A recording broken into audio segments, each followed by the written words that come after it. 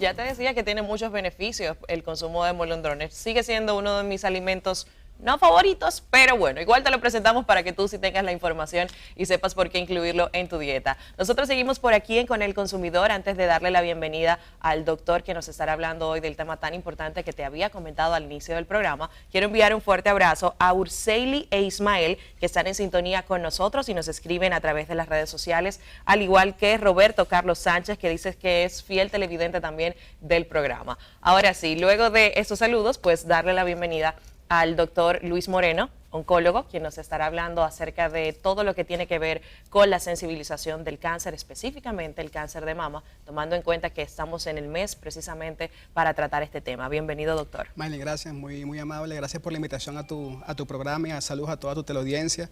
Sí, bueno, realmente el mes de octubre se conoce como el mes de concientización sobre el cáncer de mama y el objetivo precisamente es orientar a toda la población que tenemos, población femenina y masculina cuando aplica, para hacerse los estudios necesarios. La prevención es importante, pero prevención quiere decir el diagnóstico oportuno. Okay.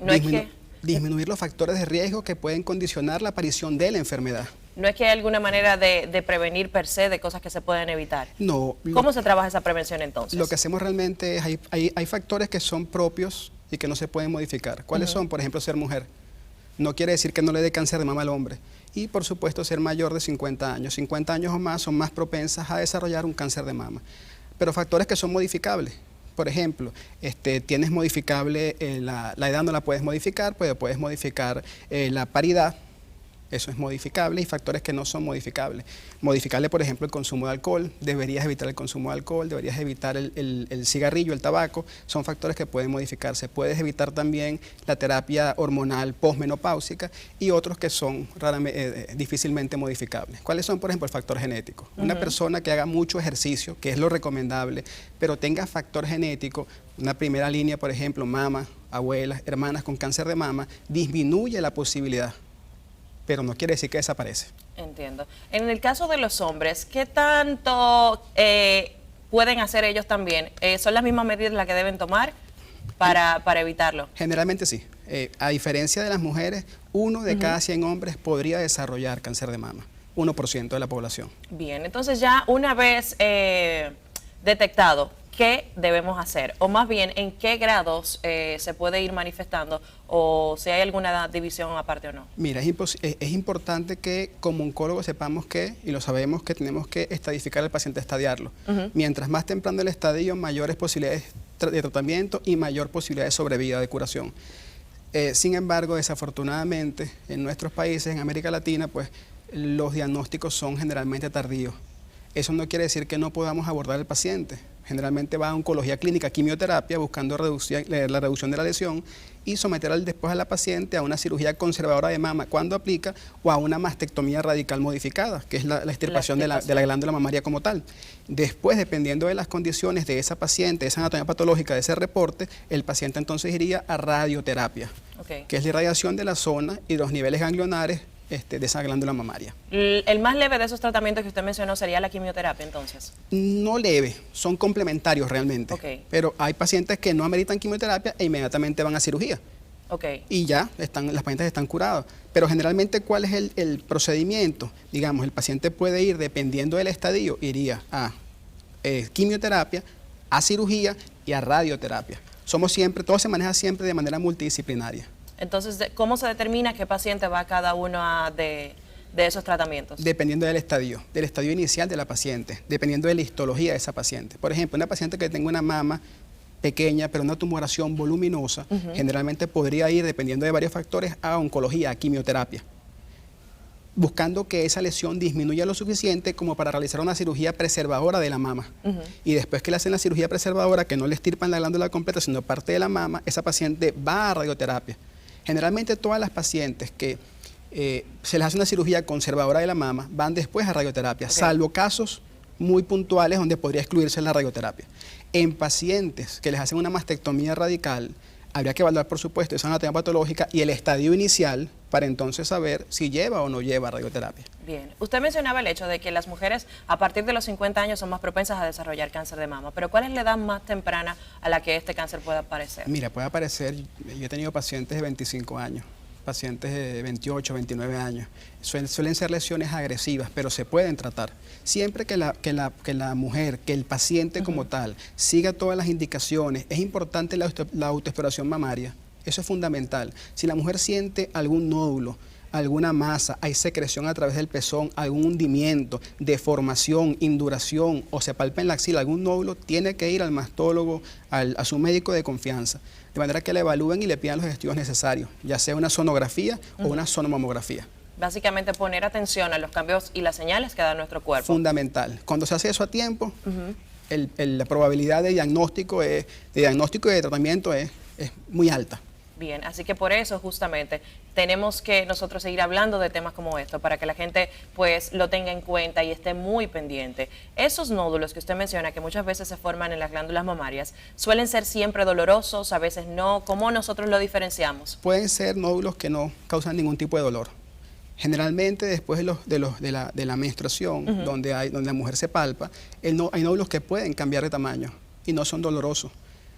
Hay otros que sí, que causan dolor, pero si ese nódulo permanece o aumenta durante periodos en los que no son de la menstruación, o hay, por supuesto, sin dolor y crece, debes ir a evaluarte. Si ese nódulo empieza a disminuir, pues no hay ningún inconveniente, a menos que persista. También es importante recordar que no todas las masas que aparecen en mama son malignas. Sí, por eso la pregunta, porque tengo entendido que también se forman otras que no tienen nada que ver específicamente con cáncer. La idea no es asustar a la población, claro, pero sí, por supuesto, informarles que estén alerta ante cualquier lesión, cualquier nódulo que vean, a prestarle atención y acudir. Recordar que el cáncer de mama es el primero en femeninas en cuanto a incidencia y en cuanto a mortalidad. Se hizo un estudio en 2018, fue publicado, y de 185 países, en 154 el cáncer de mama era el número 1 en incidencia, y en 103 países el número 1 en mortalidad. Solamente había, te pongo un ejemplo, Bolivia, por ejemplo, superaba esto en cáncer de cervix, y otros países en cáncer de pulmón. Pero en femeninas es cáncer de mama. Igual, lo mismo se repite acá en República Dominicana.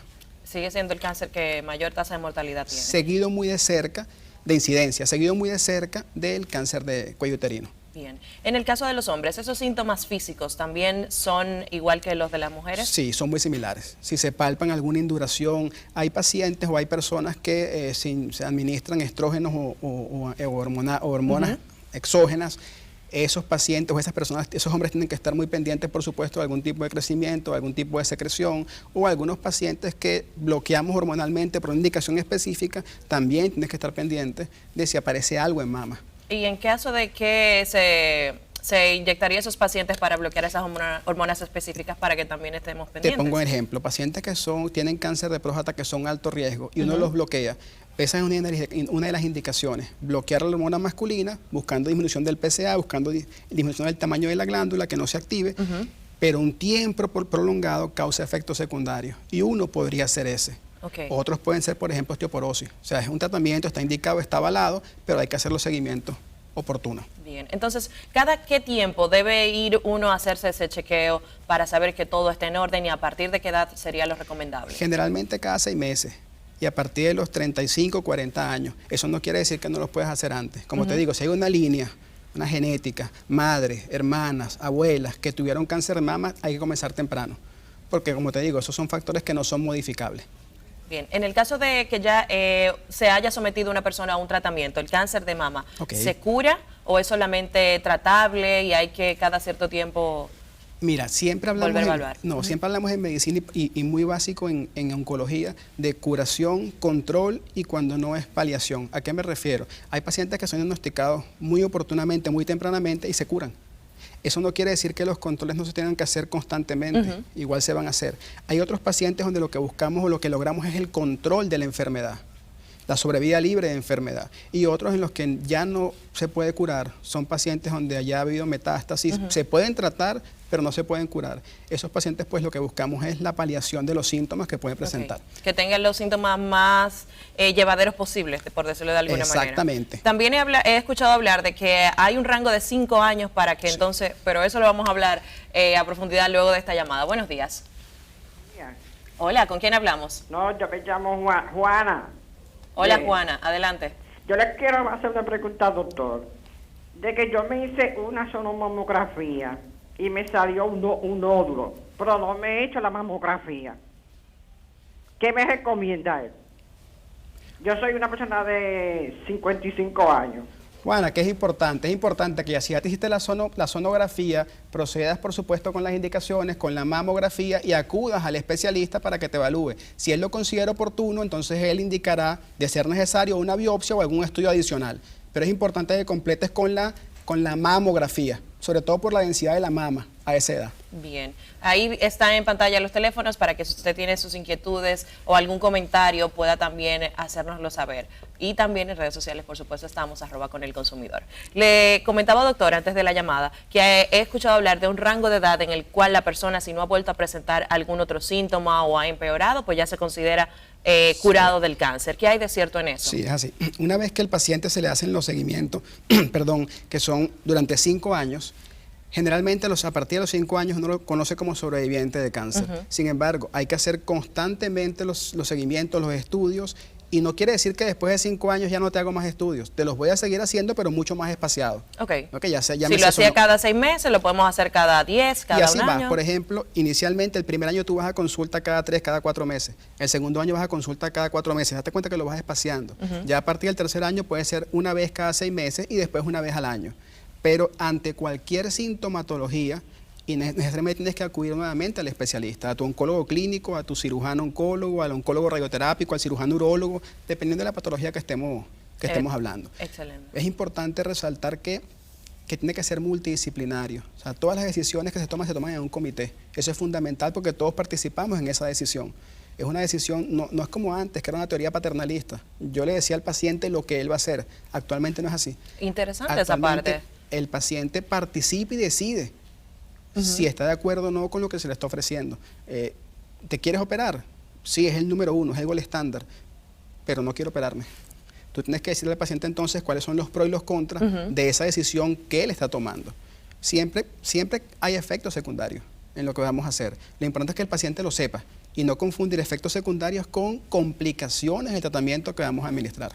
Bien. En ese mismo orden, ¿qué tanto riesgo hay en una operación de extirpar la mama, en el caso del cáncer de mama, que es lo que estamos conversando inicialmente? Mira, siempre hay un riesgo quirúrgico, pero es un riesgo que está asociado, por supuesto, a todo el procedimiento, a la sedación, a la misma cirugía como tal. Pero generalmente la paciente sale pues, en buenas condiciones y completa su tratamiento oncológico. Pero el riesgo inherente a la cirugía siempre existe. Igual que también existe el riesgo inherente a la quimioterapia, son menores, pero puede haber cardiotoxicidad. Riesgo inherente a la radioterapia también son menores, pero puede haberlo, existen. Y uno les explica al paciente que hay un porcentaje de pacientes que llegan a presentar efectos secundarios. Como te digo, es distinto a complicaciones. Eso es lo que buscamos prevenir en todo momento. Bien, tenemos otra llamada ahí. Buenos días. Buenos días. Hola, ¿con quién hablamos? Rafael Pérez de Piamella. Adelante, Rafael. Yo quiero hacer una pregunta al doctor. Una persona con cáncer de mama puede quedar inválida por el efecto de quimio. ¿Inválida por el tratamiento de la quimio? Por el efecto de quimio.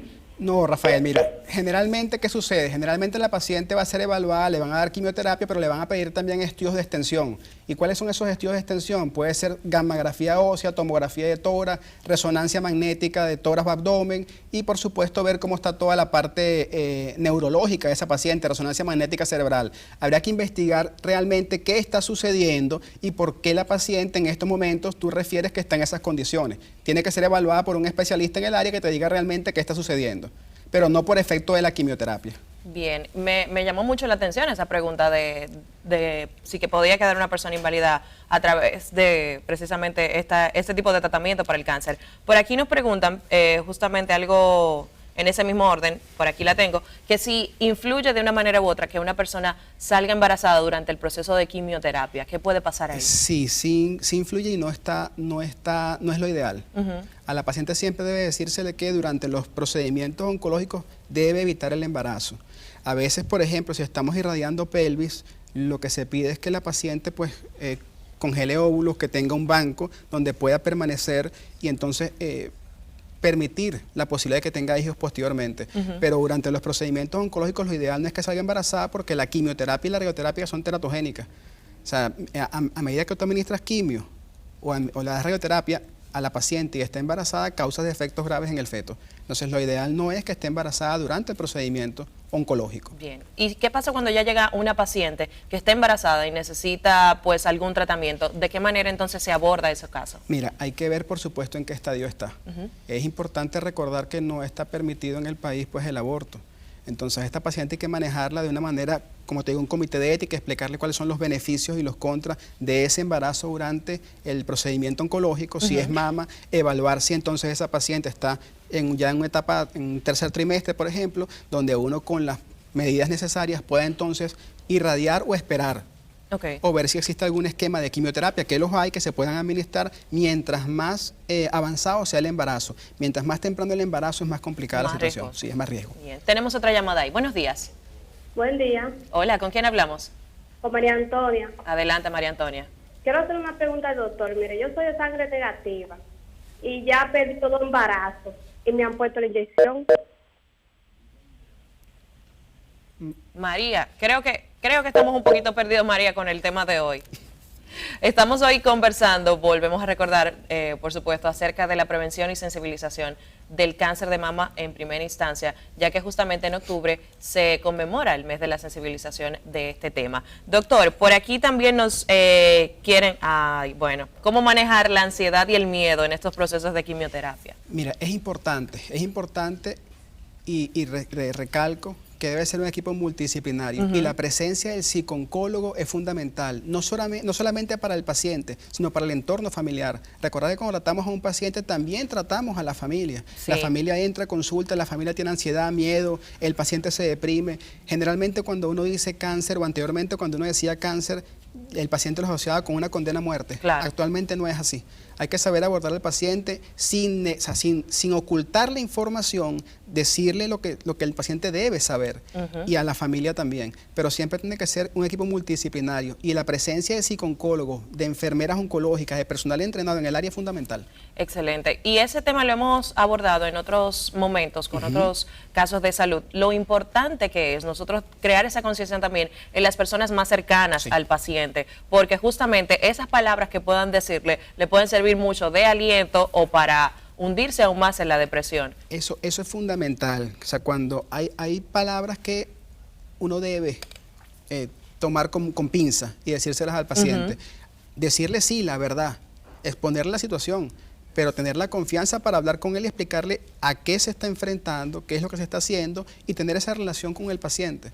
Y cómo no, referirlo a psico-oncología, que es el especialista en esa área, el que lo va a abordar y el que lo va a orientar, y a la familia, porque a veces pues el paciente le dicen una cosa afuera cuando está en sala de espera. Es complicado cuando la familia te dice, doctor, por favor, no le diga nada al paciente.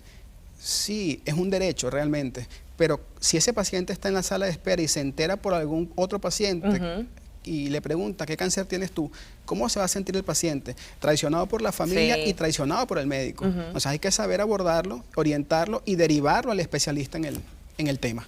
Bien, tenemos otra llamada y me gustaría seguir hablando un poquito acerca de ese tema, de qué tanto influye esa parte emocional en la evolución de todo este proceso. Buenos días.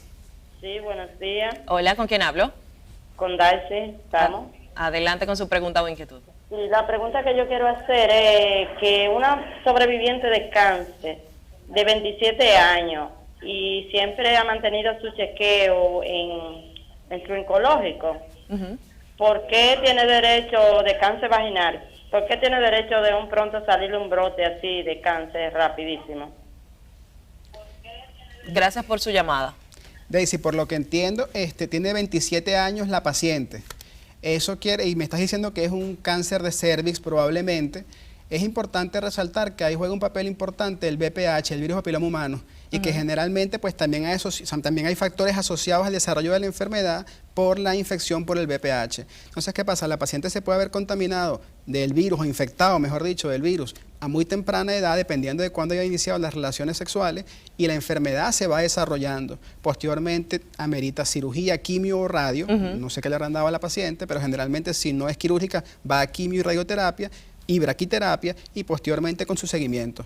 27 años, sí, hemos tenido pacientes de esa edad y generalmente pacientes de 30, 35 y más edad también. Ella dice que le llama la atención que ella tiene 27 años, que fue sobreviviente y que de repente le aparece otro brote de cáncer. ¿Puede darse entonces esto debido a qué? Hay que hacer los estudios y evaluar Ok. a qué se refiere. ¿Por qué? Porque si resulta que hay una lesión que aparece en alguna zona, hay que biopsiar para ver si realmente proviene de esa lesión primaria de hace 27 años, tanto difícil, pero podría pasar, o estamos entonces hablando de un segundo primario, o simplemente de otro tipo de lesión que no tiene nada que ver con la primera oncología. de la cual...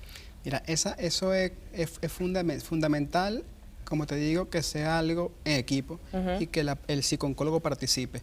Abordarlo, explicarle al paciente, tiene ansiedad, tiene miedo, tiene muchas preocupaciones. La idea no es que llegue a consulta y salga con más preocupaciones o miedos de los que llegó. La idea es orientarlo, decirle, como te digo, la verdad, pero en palabras que el paciente pueda entender. A veces como médicos pues nos cuesta y decimos de una vez cáncer. Se puede decir otra palabra sin necesidad de decir eso y explicarle que ya la situación ha cambiado, que los estadios, a un estadio más temprano, pues las posibilidades de terapéuticas son mayores y explicarle todo esto. Cuando el paciente te pregunta honestamente cuánto tiempo de vida le queda, es algo bastante complicado. Determinarlo, pues, salvo que el paciente esté en muy malas condiciones y tú sepas que, bueno, que no le queda mucho tiempo, tú podrías decirle a la familia que hay que ir arreglando todo y explicarle. Pero ponerle una fecha al paciente, pues, lo estás marcando. Yo puedo poner un ejemplo. Yo he tenido pacientes a los que lamentablemente les han puesto una fecha determinada y al año el paciente ha regresado. Es difícil que ese paciente pues permanezca un año cuando te dijeron unos meses. Sí. Entonces todo depende, por supuesto, de cómo se evalúe el paciente, todo depende de cómo se aborde, de que tenga conciencia de enfermedad, porque también es cierto que hay pacientes que no tienen conciencia de enfermedad. ¿A qué me refiero? Él llega y él piensa que está en muy buenas condiciones y simplemente dice, no, a mí me va a curar, yo voy, me leen las cartas y me curan. Sí. Yo no voy, ya me siento bien. No, no es así. Tú puedes mejorar parcialmente para el tratamiento aplicado. Si lo abandonas, tienes que explicarle que sí, que está en su derecho, pero que el resultado no va a ser el mismo. Mientras más información se tiene, de mejor manera se puede trabajar. Exactamente. Y en el caso de las personas que preguntan, ¿no?, que qué tiempo de vida me queda y demás, es como una angustia extra que se le agrega a ese proceso. Y ya hemos hablado en otras ocasiones de lo valioso que es estar a nivel psicológico y emocional con la mejor actitud posible. Recordar que somos biopsicosocial. O sea, es abordar al paciente en todo su contexto. No solamente es un cáncer de mama, pues yo únicamente como oncólogo radioterápico me encargo de la mama. No, bueno, si el paciente me refiere que durante el tratamiento presenta cefalea, dolor de cabeza, presenta mareos, no se debe a la radiación, pero tengo que investigar por qué está presentando eso. Una resonancia magnética cerebral es necesaria, hace falta derivarlo, hace falta entonces abordarlo desde el contexto general y no limitarme únicamente a, no, yo te estoy irradiando la mama, no tomo la presión o la tensión arterial. No, porque yo vine justo a esto. No, pues. Es abordarlo antes de radiooncólogos o oncólogos radioterápicos, somos médicos y tenemos por supuesto que abordar al paciente en ese contexto. Bien, tenemos otra llamada aquí. Buenos días. Hola. Bueno, se cayó la llamada. Doctor, nos gustaría saber en sí, ¿qué es el cáncer? Mira, el cáncer es el desarrollo o el crecimiento anómalo, desordenado de una célula. Las células en el organismo tienen un mecanismo de reproducción y tienen una vida. Cuando esa célula está dañada o cuando cumple su proceso, se llama apoptosis o muerte celular programada. Eso es lo que es apoptosis. Pero hay células que lamentablemente desobedecen esa orden y empiezan a crecer de manera descontrolada. No todas las células que crecen de manera descontrolada son cancerígenas. Exactamente. Hay lesiones, te pongo un ejemplo, tumores cerebrales como el craniofaringioma, como el adenoma de hipófisis, que no son lesiones malignas, pero desafortunadamente crecen en una zona que causa efectos secundarios importantes y hay que operar, hay que dar radioterapia, etcétera. Pero el cáncer generalmente, o sea, se conoce como el crecimiento anómalo o desordenado de células. Bien. Tenemos otra llamada ahí. Buenos días. Hola, hola. Sí, buen día. Adelante. ¿Con quién hablamos? Con Ramón Arias de Los Guaricanos. Adelante, Ramón. Sí, fíjese, yo tengo una gran preocupación. Quería que el doctor me orientara sobre esto. Mi urólogo me mandó a hacer una biopsia prostática y me la hice la biopsia prostática y salí con prostatitis crónica. pero cuando fui donde le llevé los resultados, me dijo que todo estaba bien y no me dio ningún tipo de medicamento. Entonces yo quería preguntarle al doctor si es normal. Y la segunda que quiero decirle también es que en el 2010 yo tuve un problema del estómago muy fuerte. Y la cirujana, el cirujano y la gastro no quisieron intervenir ni hacerme ningún tipo de cirugía porque no aguantaba. Y le dijeron a mi familia, a mi esposa le dijo que me daban 3 meses de vida. Y entonces mi esposa se preocupó hasta en una funeraria me inscribió. Y yo quiero decirle que es lo que dice el doctor, que a veces no es lo que digan, sino es lo que Dios quiera.